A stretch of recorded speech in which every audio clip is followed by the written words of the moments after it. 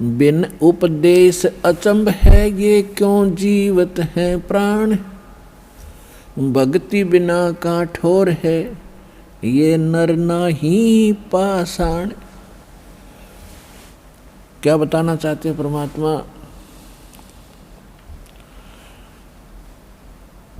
कि जो उपदेश लेकर के भक्ति नहीं कर रहे हैं, सच्चे गुरु हैं, तो कहते मुझे आश्चर्य है कि वो किस आशा को लेकर यहाँ जी रहे हैं। और भक्ति बिना काठोर है, ये नर मनुष्य नहीं है, वो पत्थर हैं। ये देख रहे हैं कि एक व्यक्ति बड़ा सेठ था, खूब संपन्न था, संतान थी, बड़ा सुखी था, और मृत्यु हो गई 1 सेकंड में एक्सीडेंट के अंदर। अब बता किस आस पर जी रहा था वो बोला व्यक्ति। तो यहाँ परमात्मा कहते हैं बिन उपदेश अचंभ है, आश्चर्य है, ये क्यों जीवत हैं प्राण, किस लिए जी रहे हैं। और भक्ति बिना काठोर है, ये पत्थर है, मनुष्य नहीं, नर नाही पाषाण। अब परमात्मा बताते हैं कि साधना भी कर रहे हो और विश्वास नहीं है आपको परमात्मा की भक्ति में, तो वो भक्ति भी व्यर्थ है। एक समय ये दास जब इस नाम से लगा नहीं था, तो हम भक्ति तो करते ही थे, क्योंकि पिछले संस्कार गणे अच्छे थे, भक्ति हम करते थे। कैसी करते थे? जैसे श्री राम को भगवान मान लिया, श्री कृष्ण को भगवान मान लिया, विष्णु जी के हम पूरे पुजारी थे। उसके साथ साथ अपनी घरेलू साधनाएं बाबा श्याम जी की वो अलग से करते थे। राजस्थान के अंदर सालासर जाते थे उस पत्थर पर मत्था घिसाने के लिए, तो लगन बहुत थी। अब पता चला कि वो रास्ता ना होने से, ठीक रास्ता ना मिलने से हम लोक वेद के आधार से साधना कर रहे थे। तो कबीर परमेश्वर जी कहते हैं, हमें समझाने के लिए बताना चाहते हैं कि पीछे लग गया जाऊं था मैं लोक वेद के साथ, रास्ते में सतगुरु मिले भाई दीपक दे दिया हाथ। लोकवेद का अर्थ होता दंत कथा, सुनी सुनाया ज्ञान, अक्षेत्रीय ज्ञान। जो यथार्थ ना हो उसको लोकवेद कहते हैं। जैसे लोकवेद था कि ब्रह्मा विष्णु महेश सर्वेश्वर हैं, सब इनके कोई माता पिता नहीं है, और विष्णु जी की भक्ति करने से पूर्ण मोक्ष प्राप्त होता है। यही सब कार्य करते हैं, यही संसार की उत्पत्ति करते हैं, यही रुद्र रूप धार कर संहार करते हैं, यही ब्रह्मा रूप धार कर जो है उत्पत्ति करते हैं, विष्णु रूप में ये पालन करते हैं। सबके यही सृजनहार है। ये थी बकवाद, ये था लोक वेद, ये झूठा ज्ञान। अब इनकी जीवनी से पता चला ये नासवान है, इनकी जन्म मृत्यु होती, ये सर्वेश्वर नहीं है। ये तो सर्वेश्वर होंगे कहाँ, इनका बाप भी सर्वेश्वर नहीं है, ज्योति निरंजन इनके माता पिता है। माता इनकी दुर्गा है, पिता इनका युकाल ज्योति निरंजन 21 ब्रह्मांड का स्वामी।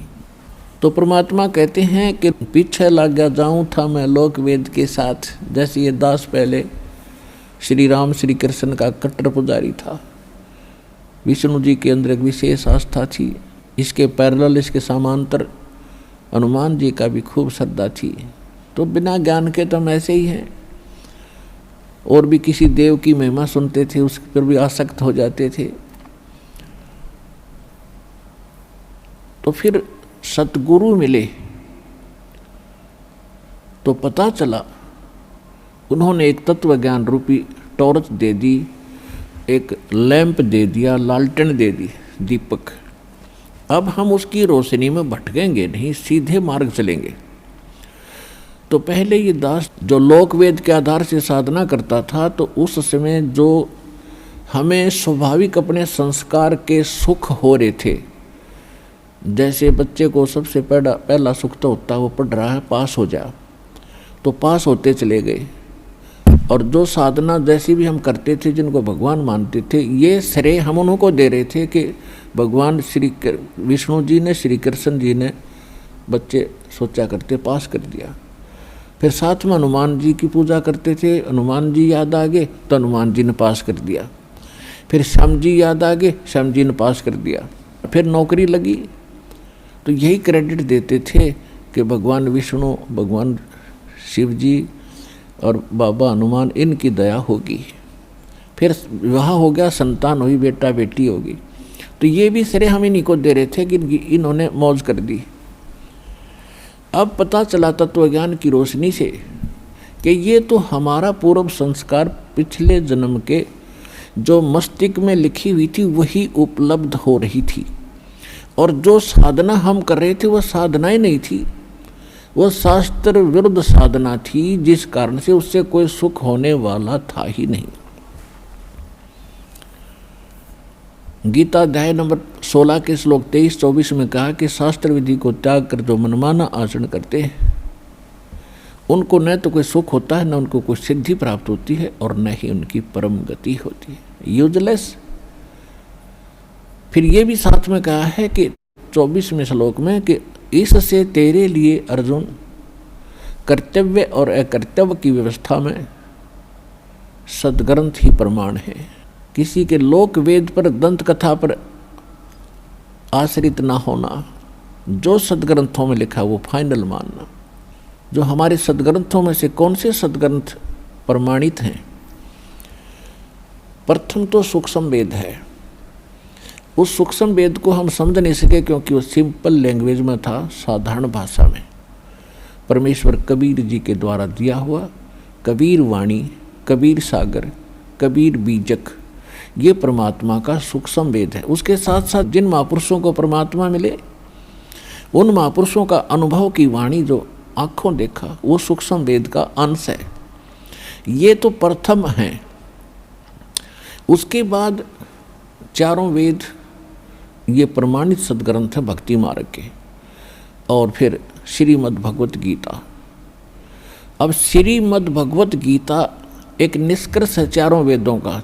वेदों को समझना बड़ा कठिन है और श्रीमद् भगवत गीता एक सार रूप में दे रखी है, इन सभी सदग्रंथों का निष्कर्ष है।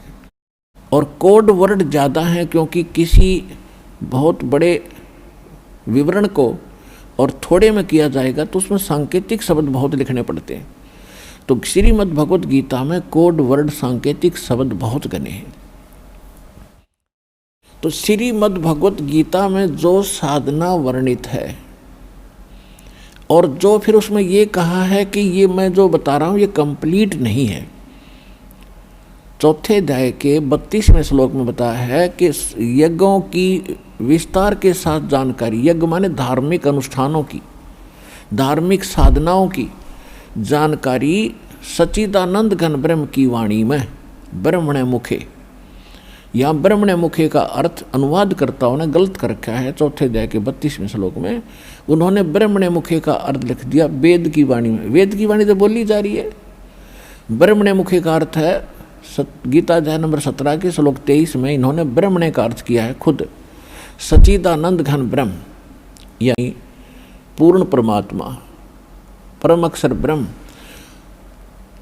7वें अध्याय के 29वें श्लोक में गीता ज्ञानदाता कहता है कि अर्जुन, जो जरा और मन से छूटने के लिए, जरा माने वृद्धावस्था के कष्ट से, मरण माने मृत्यु से, इस कष्ट से छूटने के लिए जो प्रयत्नशील हैं, जो साधना करते हैं, संसार की किसी वस्तु की इच्छा नहीं रखते, वो तत्ब्रह्म से और सारे अध्यात्म से और सब कर्मों से परिचित है।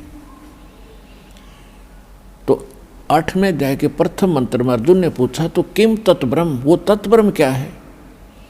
8वें अध्याय के गीता के 3रे श्लोक में कहा कि वो परम अक्षर ब्रह्म है। तो वो परम अक्षर ब्रह्म जो है गीता ज्ञानदाता से अन्य है, वो श्रेष्ठ परमात्मा है। तो चौथे अध्याय के 32वें श्लोक में जो सच्चिदानंद घन ब्रह्म ब्रह्म ने मुखे कहा है, वो सच्चिदानंद घन ब्रह्म उस परम अक्षर ब्रह्म के विषय में बताया कि उसने जो अपने मुख कमल से वाणी बोली है वो सच्चिदानंद घन ब्रह्म यानी परम अक्षर ब्रह्म की वाणी है, वो पूर्ण परमात्मा के मुख से बोली गई वाणी है, उसमें विस्तार के साथ कहे गए हैं।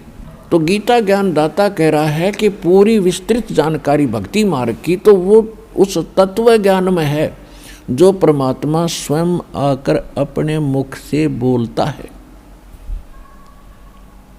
और गीता अध्याय नंबर 4 के श्लोक नंबर 34 में कहा कि उस तत्व ज्ञान को जो भगवान खुद आकर बोलता है, एक लीला करके चले जाते हैं, उसके बाद उससे परिचित कोई तत्वदर्शी संत मिले, उससे जाकर वो तत्व ज्ञान पूछ, उस पूर्ण मोक्ष के मार्ग को मैं नहीं जानता, फिर भी वो अपने सतर का और सांकेतिक उस परमात्मा का भी वर्णन कर रहा है। 8वें अध्याय के 5 और 7 मंत्र में गीता ज्ञानदाता कहता कि मेरी भक्ति कर, मुझे ही प्राप्त होगा, और युद्ध भी कर। 8वें अध्याय के 5 और 7 में कहा कि मेरी भक्ति कर, युद्ध भी कर, मुझे ही प्राप्त होगा, तो डोंट वरी, चिंता मत कर। 8वें अध्याय के 8, 9, 10 में कहा है कि उस सच्चिदानंद घन ब्रह्म की जो भक्ति करता है उसकी साधना और मंत्र उस तत्वदर्शी संत से मिलेंगे, वो फिर वो भक्ति के बल से, भक्ति की शक्ति से उसके पास पहुंच जाता है।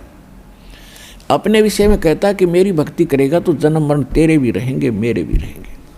गीता अध्याय नंबर 2 के श्लोक नंबर 12 में और गीता अध्याय नंबर 4 के श्लोक नंबर 5 और 9 में, गीता अध्याय नंबर 10 के श्लोक नंबर 2 में यह स्पष्ट करता है कि अर्जुन तेरे और मेरे बहुत जन्म हो चुके, तू नहीं जानता, मैं जानता हूँ, और मेरी उत्पत्ति हुई है, मेरा जन्म हुआ है, मेरे जन्म को कोई नहीं जानते, क्योंकि यहाँ के जितने भी प्राणी मेरे अंतर्गत हैं वो मुझसे ही जन्मे हैं। फिर ये कहता है कि मेरी भक्ति करेगा, जन्म मरण तेरा भी रहेगा और मेरा भी रहेगा। गीता अध्याय नंबर 15 के श्लोक नंबर 1 से 4 में कहा है कि तत्वदर्शी संत की पहचान बताई है कि उल्टे लटके हुए संसार रूपी वृक्ष के सभी विभाग जो बता देता है, ये पहचान है उस संत की कि वो तत्वदर्शी संत है। और 600 वर्ष पहले परमात्मा ने अपने सूक्ष्म वेद में तत्व ज्ञान में कहा था, अक्षर पुरुष एक पेड़ है, सरपुरुष वाकी डार, ज्योति निरंजन, और तीनों देवा शाखा हैं, ये पात रूप संसार। तो परमात्मा स्वयं तत्वदर्शी संत की भूमिका करते हैं और तत्व ज्ञान बोलकर चले जाते हैं। उसके बाद इस दास पर कृपा करी है उस तत्वदर्शी संत बनाने की, और आज इस दास ने वो सभी उल्टे लटके संसार रूपी वृक्ष के विभाग सार्वजनिक किए हैं। तो ये दास वर्तमान में एक तत्वदर्शी संत है इस विश्व में, और दूसरा है नहीं, ये भ्रम मानना पड़ता। अब कई कहते हैं कि अपनी बड़ाई करते हैं वो संत नहीं होते। पुण्यात्मा बड़ाई तो होती है बकवाद करना, और सच्चाई कहना बड़ाई नहीं होती। जैसे 1000 के नोट पर लिखा हुआ है कि मुझे जो प्राप्त करेगा उसको 1000 रुपये दूंगा, क्या वो बड़ाई कर रहा है? वहाँ सच्चाई लिखी है, ये 1000 रुपये आपको देगा ही देगा, इसी तरह समझ लेना। तो कहने का भाव ये है कि उसमें कहा है कि तत्वदर्शी संत वो होगा जो सभी विभागों को बता देगा इस उल्टे लटके हुए संसार रूपी वृक्ष के। फिर कहा है कि उस तत्वदर्शी संत के मिल जाने के पश्चात उस तत्व ज्ञान रूपी शस्त्र के द्वारा इस अज्ञान ने काट के, अज्ञान को काट कर उसके पश्चात यानी इस तत्व ज्ञान को ढंग से समझकर अज्ञान हट जाएगा तेरा। उसके पश्चात परमेश्वर के उस परम पद की खोज करनी चाहिए जहाँ जाने के बाद साधक फिर लौटकर कभी संसार में नहीं आते। और जिस परमेश्वर ने सब ब्रह्मांडों की रचना की है, संसार रूपी वृक्ष जिससे विस्तार को प्राप्त हुआ है, केवल उसी की भक्ति कर, अपनी भक्ति को भी मना कर रहा है।